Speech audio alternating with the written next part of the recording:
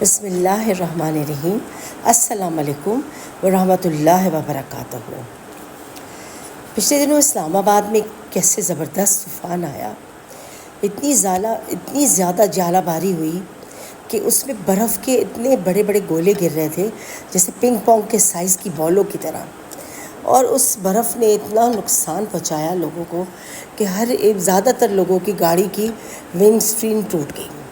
جو گاڑیاں شو روم میں کھڑی تھیں باہر، نئی گاڑیاں برانڈ نیو، ان کی بھی ونگ اسکرین ٹوٹ گئی۔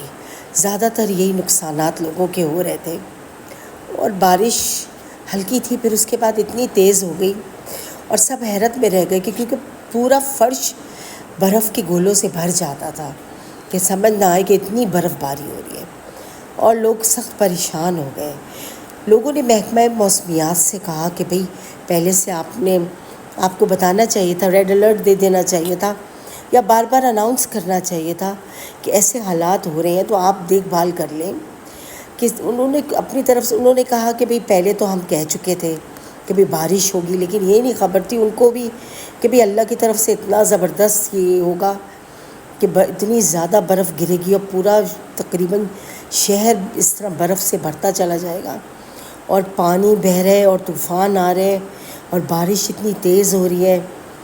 پتہ نہیں، لوگوں نے بہت باتیں بنائی، کسی نے کہا اللہ کی رحمت ہے، کسی نے کہا اللہ کا عذاب ہے، کسی نے کہا پتہ نہیں اللہ تعالیٰ ہمیں کس چیز کے لیے تیار کر رہا ہے، کس چیز کی ہدایت ہمیں مل رہی ہے۔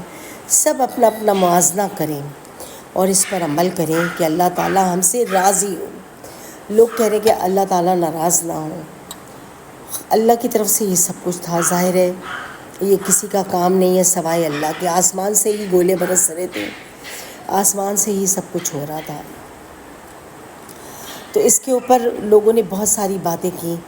جو ونڈ اسکرین بیچنے والے تھے، جب ان کے پاس گئے دوسرے دن وہ لگوانے کے لیے لوگ کہ بھئی ہماری اسکرین کا نقصان ہو گیا تو آپ ہمیں بدل دیں، تو ان لوگوں نے اپنے پیسے بہت زیادہ بڑھا دیے۔ کچھ لوگوں نے کہا کہ ہم ڈبل پیسے دیں گے، لیکن اس کے باوجود وہ لوگ کہہ رہے تھے ہمارے پاس ختم ہو گئی ہے۔ وہ ڈبل پیسے بھی نہیں دے رہے تھے، ڈبل پیسے لے کے بھی نہیں دے رہے تھے ونڈ اسکرین۔